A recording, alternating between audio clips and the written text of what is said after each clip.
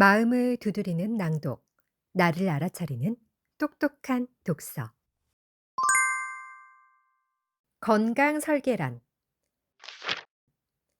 병원에 갔는데 의사에게 이런 말을 들었다고 상상해 보자. 약을 써보기 전에 먼저 환자분 스스로 설탕, 곡물, 씨앗기름은 드시지 마세요. 결핍된 영양을 바로잡고 독소를 제거하면서 근력 운동과 수면 개선 훈련도 조금씩 해나가 보죠. 그렇게 했는데도 안 되면 그때 약을 드리겠습니다. 제약회사는 나에게 뒷돈을 찔러주고 효과도 없는 알츠하이머병 약물에 대해 환자 앞에서 떠들게 만들 수 있다. 그 약품을 처방하면 이번에는 또 보험회사가 나에게 보상해줄 터다. 하지만 환자에게 생활 습관을 바꿔서 증세를 개선할 수 있다고 조언한다면 진료비 말고 내게 돌아오는 건 없다. 의사가 여러분의 건강을 챙기지는 않는다. 영양사가 내 몸매를 날씬하게 가꾸지도 않는다. 헬스 트레이너가 탄탄한 몸을 책임지는 일도 없다. 결국 자신에게 달린 문제다. 설탕과 가공식품 중독에서 벗어나기는 어렵다. 그러나 중독된 결과로 생긴 비만, 당뇨병, 심장병, 암, 알츠하이머병 등과 싸우기는 더 어렵다.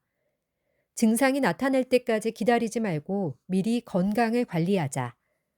당뇨병, 고혈압, 이상지질혈증, 심장발작, 뇌졸중, 알츠하이머병, 암 같은 많은 질병은 상당히 진행될 때까지 증상이 없을 수 있다. 지금 시작하자. 계획을 세우고 시작하자. 건강 설계는 세 부분으로 나뉜다. 인류의 가장 오래된 치유 전략의 문부터 두드려 보자. 바로 영양 선택이다. 건강 설계 계획. 영양. 영양은 일반인도 쓸 수 있는 아주 강력한 의료 도구다. 무얼 먹느냐는 우리가 매일 마주치는 선택이다. 만약 생활 습관에서 단 하나만 바꿀 수 있다면 그건 영양이어야 한다. 언제, 무얼, 얼마나 먹느냐가 건강과 수명에 엄청난 영향을 끼친다. 사람들은 건강하게 먹으라거나 식단을 개선하라는 조언을 듣고도 실패한다. 건강이 무얼 의미하는지를 두고 혼란스럽고 상충하는 말들이 세상에 난무하기 때문이다. 나는 영양 계획을 이렇게 제안한다. 내가 생각하는 건강한 식단은 이렇다. 농이자, 농경 이전 자연식. 농이자 계획의 본질은 수렵 채집인 방식으로 돌아가서 영양을 섭취하는 것이다. 그렇다고 매머드를 사냥해 먹으라는 말은 아니고 오늘날 정상 식단을 구성하는 가공식품, 정제 탄수화물, 공장에서 만든 씨앗기름, 곡물을 끝없이 섭취하는 습관을 버리자는 얘기다. 모든 것은 언제, 무얼, 얼마나 먹느냐의 세 가지 문제로 귀결된다. 언제 먹을까? 우리 계획에서 제안하는 첫 번째 영양 설계에서는 음식의 종류와 양은 묻지도 따지지도 않는다. 이 부분은 잠시 뒤에 알아보자. 무엇을 얼마나 먹느냐와 상관없이 언제 먹느냐만 신경 써도 더 건강해질 수 있다. 그저 먹는 시간만 바꾸면 된다. 그렇다. 하루 중 음식을 섭취할 수 있는 시간대를 좁히기만 해도 더 건강해진다. 들판의 소처럼 종일 우물거리지 않는다. 밥이 보약이라는 말은 맞다. 하지만 이따금 진짜 보약은 밥을 굽는 것이다. 농업혁명이 일어나 사방에서 농사를 짓고부터 식품을 저장하고 하루 중 언제라도 먹을 수 있게 되었다. 하지만 이전에 살던 수렵채집인 조상은 간헐적 섭식 방식으로 생존했을 것이다. 음식을 먹는 사이사이의 시간 간격이 상당히 길었을 법하다는 얘기다. 그렇게 해서 우리 몸은 케톤증 상태에서 지방을 연료로 태우고 토르를 줄이는 등의 유익한 대사 효과를 얻었다. 먹는 시간을 제한하면 과학적으로 좋다. 언제 먹느냐가 무얼 먹느냐만큼 중요할 수 있다. 한 무작위 임상시험에서 음식 섭취 가능 시간대를 12시간 이상에서 8시간으로 단순히 좁히기만 했는데도 대사 건강이 좋아졌다. 여기서 다시 체중이 감소하고 이완기 혈압, 최저혈압이 개선됐다. 무엇을 먹든 종일 우물거리지 않고 하루에 두 끼나 한 끼만 먹는 편이 좋다. 같은 음식이라도 한두 차례 많이 먹으면 조금씩 자주 먹을 때보다 더 건강하다. 더 날씬하고 건강한 몸이 만들어진다. 또한 연구진은 개에게 하루 한 끼만 먹여보았다. 그랬더니 인지 기능 장애가 줄고 내장과 치아, 뼈, 신장, 간 등의 질환 발생률이 감소하는 등 건강 전반이 개선됐다. 이런 결과가 개뿐만이 아니라 사람도 성인이면 해당할 거라고 믿는다. 20년 전에 한 영양사, 곧 우리 어머니는 하루에 조금씩 6끼에서 8끼를 먹으라고 말씀하셨다. 그래서 나는 과체중, 당뇨병 전 단계, 고혈압을 얻었다. 항상 배가 고픈 상태로 지낸 건 덤이었다. 지금은 반대로 일주일에 6끼에서 8끼를 배부르게 먹는다. 일일 일식이 기본이다. 건강하고 배고프지 않다. 음식물 내용과 관계없이 음식 섭취 자체가 건강에 좋지 않은 걸까? 그렇진 않지만 어떤 식사든 염증과 인슐린 저항, 내장 투과성을 늘리는 작용을 한다. 염증은 음식 섭취에 대처하는 자연스러운 보호 반응이다. 이물질이 몸에 들어오면 엠토르가 염증을 일으킨다.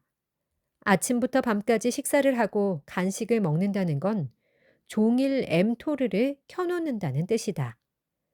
그러면 성견이나 성인이나 건강에 좋지 않다. 하루 몇 시간씩 우리 몸을 쉬게 해주자. 음식 섭취 가능 시간대를 좁히는 건 좋은 전략이다. 12시간 안에 한 끼나 두 끼 이상은 먹지 않는다. 음식 섭취 가능 시간대는 하루 4시간에서 6시간 정도가 가장 좋다. 나머지 시간에는 아무것도 먹지 않는다. 간식도 금물이다. 물, 블랙커피, 무가당 차를 마시는 건 괜찮다. 더 오랜 시간 굶으면서 간헐적 단식을 감행해 봐도 좋다. 식사 시간을 다른 일에 쓰고 싶은가? 식비를 아껴서 다른 걸 사고 싶은가? 그러면서 건강까지 챙기고 싶다면? 아침밥을 거르면 된다. 여분의 시간과 돈이 더 필요하다면 점심도 건너뛰자. 물론 현재 건강 상태가 좋지 않다면 간헐적 금식을 시작하기 전에 의사와 상담하는 것이 바람직하다. 무얼 먹을까? 먹는 시간을 알아보았으니 이제 내용물 이야기를 해보자. 고기를 좋아해서 많이 먹는 사람들 육식주의자와 고기를 입에도 대지 않으려는 이들 비건을 포함한 채식주의자는 정치적으로 뭉쳐서 서로 대립한다. 나는 비건처럼 오롯이 채식을 하든 정반대로 몇 끼 고기만 먹든 다 문제 없다고 본다. 밥상에 가공식품만 없다면 어떤 식단이든 괜찮다는 뜻이다. 가공식품을 포함한 식단은 뭐든 건강하지 않다. 육류는 영양 밀도가 높다. 반대로 비건이나 채식 식단은 영양 밀도가 낮아서 고기가 든 식단보다 건강을 챙기기가 쉽지 않다. 하지만 미량 영양소에 주의를 기울인다면 건강한 채식 식단을 꾸릴 수 있다. 물론 심각한 기저질환이 있다면 식단을 바꾸기에 앞서 의사와 상담해야 한다. 내가 요즘 무엇을 먹고 있는지 생각해 보자. 이것이 건강하게 먹는 첫 단계다. 음식을 만들 때 사용한 재료를 따져보자. 혹시 내 건강을 해치는 성분일까? 유해식품은 피하고 몸을 치유하는 음식을 먹으면 된다. 간단하다. 그렇다면 무엇이 유해식품일까? 좋게 표현해서 가공식품이지 그냥 불량식품, 정크푸드다. 거대 제약회사처럼 거대 식품회사가 존재한다. 두 산업 모두 소비자 건강은 기업의 우선순위가 아니다. 거대 식품회사는 소비자에게 선택할 수 있다는 환상을 준다. 고를 수 있는 브랜드가 수백 가지인 것 같지만 실은 모두 몇몇 대기업 집단 손아귀에 있다. 그중에서 당신의 건강을 정말로 챙겨줄 회사는 없다. 1980년대에 담배 제조업체들이 가공 불량식품 산업을 대거 인수해서 가공식품에 담배처럼 중독 비즈니스 모델을 짜맞추었다. 중독성 물질을 늘리고 가격은 낮추면서 광고비를 쏟아부었다. 그들이 겨냥한 상대는 아이들이었다. 효과가 있었다고 생각한다. 나는 그들이 과연 자기네 자녀에게도 이런 유해 불량식품을 먹였을까 싶다.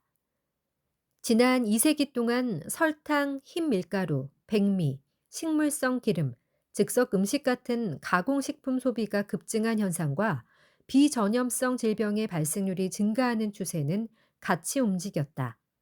반면 동물성 지방 소비는 이때 감소했다. 가공식품은 무엇이 문제일까? 가공식품에는 정제 탄수화물, PUFA, 고도불포화 지방산, 곡물, 글루텐이 많이 들었다. 제조 과정에서도 흔히 씨앗기름을 사용하는데 여기에는 염증을 일으키는 리놀레산, 오메가6 지방산이 듬뿍 들었다. 정크푸드에서 몸에 가장 나쁜 내용물은 다음 세 가지다. 먹지 않는 것이 좋다. 하나씩 자세히 알아보자. 1. 설탕과 정제탄수화물. 2. 씨앗기름과 식물성 기름. 3. 곡물과 글루텐. 설탕과 정제탄수화물. 이 물질이 대사 건강과 수명에 얼마나 해로운지 또다시 말할 필요가 있을까? 앞서 그 악영향을 충분히 알아보았다.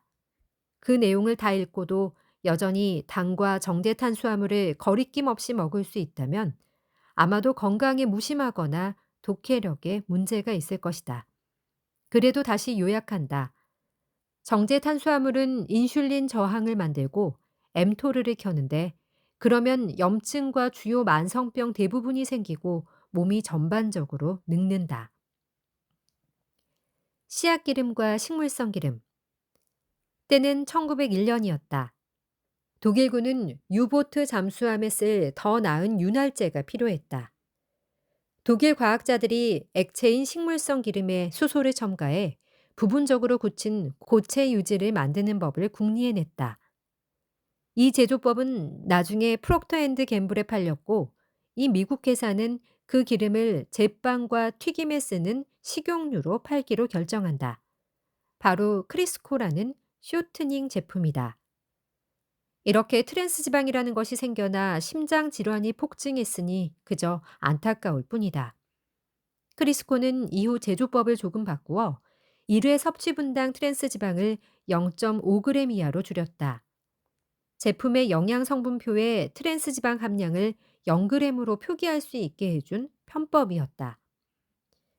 이어서 프록터 앤드 갬블은 미국 심장협회에 170만 달러를 지불하고 신제품 크리스코를 홍보하면서 이 기름으로 요리하면 동물성 지방을 쓰는 것보다 건강하다는 거짓말을 퍼뜨렸다. 나는 씨앗기름과 식물성 기름을 되도록 먹지 않으려고 노력한다. 여기에는 염증을 일으키는 오메가6 지방산 리놀레산이 가득 들었다. 다음과 같은 8가지 기름이 대표적이다. 나는 이 기름을 요즘 말로 극혐한다. 1. 카놀라유, 2. 옥수수유, 3. 면실유, 4. 콩기름, 5. 해바라기유, 6. 홍화유, 7. 미강유, 8. 포도씨유. 이 8가지 기름은 종종 건강한 식물성 기름으로 홍보된다. 사실이 아니다. 버터와 우지, 기라는 인도식 버터기름, 코코넛 기름, 야자유, 올리브유, 아보카도 기름 등이 건강한 기름이다. 곡물과 글루텐 제한하기. 농업혁명은 인류 역사에서 가장 큰 실수였다. 빙하기 말기 수렵채집인의 평균 신장은 남성이 175cm, 여성은 165cm였다. 농업을 시작하고 인류의 평균 신장은 크게 줄었다. 기원전 3000년경 신장은 남성이 160cm, 여성은 152cm로까지 작아졌다. 그 뒤로 다시 키가 조금씩 커지긴 했지만 오늘날 그리스인과 튀르키예인은 여전히 수렵채집인 조상보다 키가 작다. 이뿐만이 아니다. 수렵채집인에 비해 농부의 치아 범랑질 결손은 거의 50%나 더 심해졌다. 철분 결핍 빈혈은 4배, 전염병 감염은 3배 더 늘었다. 척추의 퇴행성 병증도 많아졌다. 게다가 기대 수명이 농부는 기껏해야 19년인데 수렵채집인은 약 26년이었다. 나는 빵을 좋아한다. 하지만 건강을 고려해서 곡물은 최대한 섭취하지 않으려고 한다. 통곡물이건 아니건 상관없이 말이다. 곡물을 먹은 농부가 그러지 않았던 수렵채집인보다 형편이 더 나빴다. 곡물은 무엇이 문제일까? 첫째, 곡물에는 글리포세이트라는 성분이 있을 수 있다. 제초제이자 건조제로 쓰인다. 미국 환경보호청과 유럽연합 집행위원회는 글리포세이트가 인간에게 위험한 증거는 없다고 말하지만 다른 연구 결과를 보면 글리포세이트가 발암물질일 가능성이 있다. 굳이 위험을 감수할 까닭이 없다. 곡물의 다른 작용까지 고려하면 더욱이 그렇다. 또한 곡물은 염증을 유발한다. 어떤 밥을 먹든 소화 과정에서 염증은 생기기 마련이다. 하지만 곡물은 다른 음식에 비해 그 작용이 커진다. 곡물은 세균 독소가 장벽을 통과해 혈류로 곧장 들어가기도 한다. 장누수 증후군이라고 알려진 바로 그 증상이다. 이 증후군을 일으키는 원인 중 하나가 글루텐이다. 나에게 글루텐을 소화하지 못하는 셀리악병이 있는 건 아니지만 그래도 글루텐은 어쨌거나 피하고 싶다. 그 까닭은 이렇다. 글루텐이란 글루텐은 밀, 보리, 호밀, 그리고 밀과 호밀의 교잡종인 트리티케일에 든 여러 유형의 단백질을 통칭하는 말이다. 이런 단백질을 프롤라민이라고 한다. 다양한 프롤라민이 존재하지만 모두 연관성이 있고 구조와 성질이 비슷하다. 글루텐은 탄성이 좋아서 과자와 빵을 구울 때 글루텐이 든 곡물을 쓴다. 이런 음식이 오늘날 식단에서 큰 비중을 차지하는데 서구에서는 하루 섭취량이 약 5에서 20g으로 추정된다. 이런 단백질을 소화관에 있는 효소들이 분해하는 데 어려움을 겪는다. 단백질이 불완전하게 소화되면 단백질이 구성하는 커다란 아미노산 덩어리인 펩타이드가 소장벽을 통과해 신체의 다른 곳으로 들어갈 수 있다.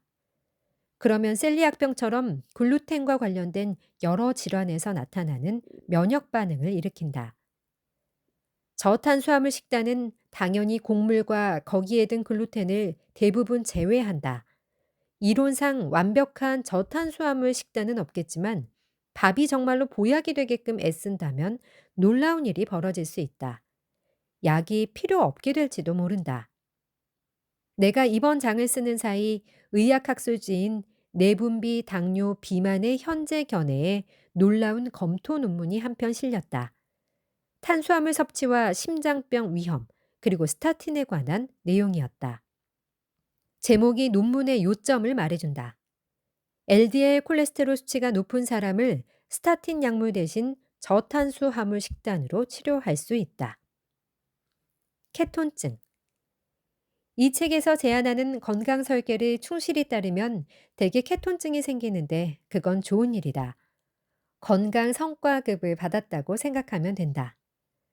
케토시스 케톤증은 잠시 부는 건강 열풍이 아니다. 약 12,000년 전에 농업혁명이 일어나기 전까지 250만 년 동안 인류가 누린 건강한 기본 영양 상태였다. 그렇게 믿을 이유는 많다. 우리의 수렵채집인 조상은 여러 면에서 형편이 좋지 않았지만 식생활만큼은 그렇지 않았다. 농업으로 전하는 대가를 현대의 우리도 대사질환과 염증, 건강 악화 등으로 치르고 있다. 그렇다면 케톤증이란 무엇일까? 쉽게 설명하면 우리 몸이 케톤을 연료로 쓰는 상태를 말한다. 탄수화물은 신체의 주된 에너지원이다. 탄수화물 섭취량이 하루에 50g을 밑돌면 인슐린 분비가 줄어들고 저장해둔 글리코겐이 바닥난다. 그러면 신체는 대사 변화를 겪는다. 이때 두 가지 과정이 일어나는데 바로 포도당이 신생합성을 거치고 케톤이 생성된다. 포도당 신생합성은 몸속, 특히 간에서 포도당을 새로 만드는 경로다. 우리 몸에 포도당이 부족하면 포도당 신생합성만으로는 에너지 수요를 따라잡지 못해서 포도당을 대신할 주요 에너지원으로 케톤체를 생성하기 시작한다. 저혈당으로 인슐린 분비가 감소하면 저장되는 지방과 포도당이 확 줄어든다. 이때 다른 호르몬이 변화를 겪으며 지방 분해가 증가해서 지방산이 더 늘어날 수 있다. 지방산은 대사를 거쳐 아세톤 같은 기본 케톤체가 된다. 케톤 식단을 유지하면 케톤이 쌓이는데 이런 대사 상태를 영양적 케톤증이라고 한다. 신체에 다시 탄수화물이 많아지지 않는 한 신진대사는 줄곧 케톤 상태를 유지한다. 영양적 케톤증 상태에서는 케톤체가 혈중 pH에 아무런 변화도 일으키지 않고 작은 집단으로 생성되므로 상당히 안전하다고 여겨진다. 생명을 위협하는 병증인 케톤산증과는 완전히 다르다. 이때는 케톤체가 훨씬 더 커다란 집단으로 생성되어 혈중 pH가 산성으로 바뀐다. 케톤체는 심장, 근육 조직, 신장 등에서 수월하게 동력원으로 쓰인다. 혈액 뇌장벽을 통과해서 뇌의 대체 에너지원이 될 수도 있다. 게다가 케톤체는 슈퍼연료라 불리는 아데노신 3인산 ATP를 포도당보다 더 많이 만든다. 그러면 신체는 열량이 부족한 상태에서도 꾸준히 효율적으로 연료를 생산할 수 있다. 또한 케톤체는 활성산소의 손상을 줄이고 항산화력도 강화한다. 케톤 식단이 선사하는 건강의 유익성은 엄청나다. 케톤 생성 식단 연구에 자원한 그룹에게 사흘간 케톤식을 먹게 했다. 그 짧은 기간에도 체중과 염증이 줄고 인슐린 감응성이 개선됐다. 나처럼 당뇨나 당뇨병 전 단계 환자라면 당연히 케톤 식단으로 바꿔야 한다. 당뇨병의 생체 표지자 중 하나가 헤모글로빈 A1C, HbA1c인데 이것으로 지난 2, 3개월 혈당치를 측정할 수 있다. HbA1c 수치가 높으면 2형 당뇨병 환자라는 뜻이다. 그렇다면 어떻게 해야 HbA1c 수치를 낮출 수 있을까? 정제 탄수화물을 되도록 피해야 한다. 2형 당뇨병 환자는 탄수화물만 먹지 않아도 심혈관계 대사의 위험 인자가 크게 준다. 선형성 감소가 일어난다. 위 도표는 2형 당뇨병 환자군에게 탄수화물 섭취를 제한할 때 나타나는 효과를 보여준다. 케톤 식단은 인슐린 주사보다 편리한데 건강에는 더 좋다. 비용도 적게 든다.